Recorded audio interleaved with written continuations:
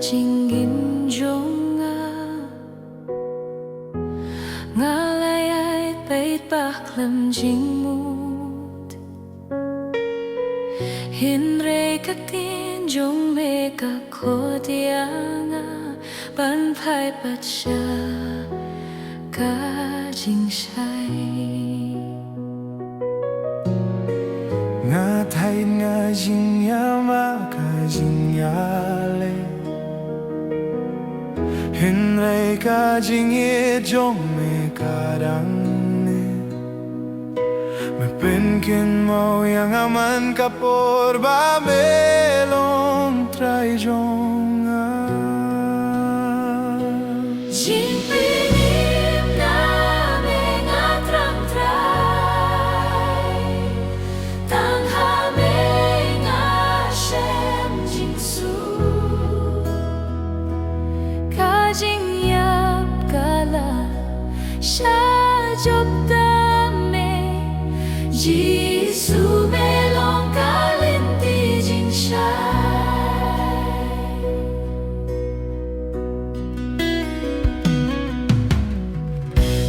ka jing ya ki bat jing artatin nga ju hap hin rei me pining pat da ka jing ya phalor ka dim na me siulutia karam jonga kas namba koridor ka pen kui dianga ka jingi sinai ka pen nimpa ka ai lutia ka jingim jonga shaka mon jong me jing pinim na me nga trang trai tang ha me nga shem jing su ka jing yap kala sha job da me Jisu me long ka lin ti jing shai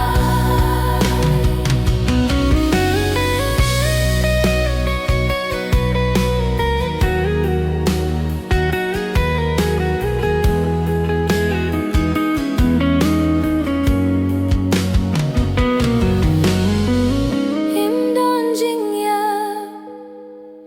im don jing du how Chris nga long u ba lai tlui Umin sim jong me unya lam yanga haduh kasni kabaku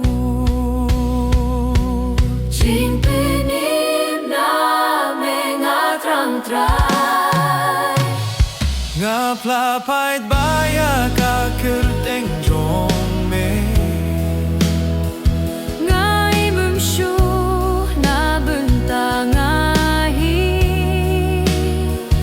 hin rei na bunta Jisu tre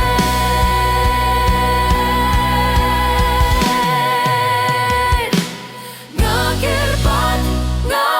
plang ka jing pinim ka long jong me na duminta hadu ka baku nga long jong me tayet ku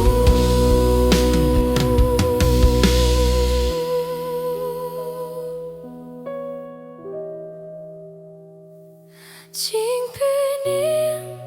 na me nga trang trai tang ha me nga shem jing su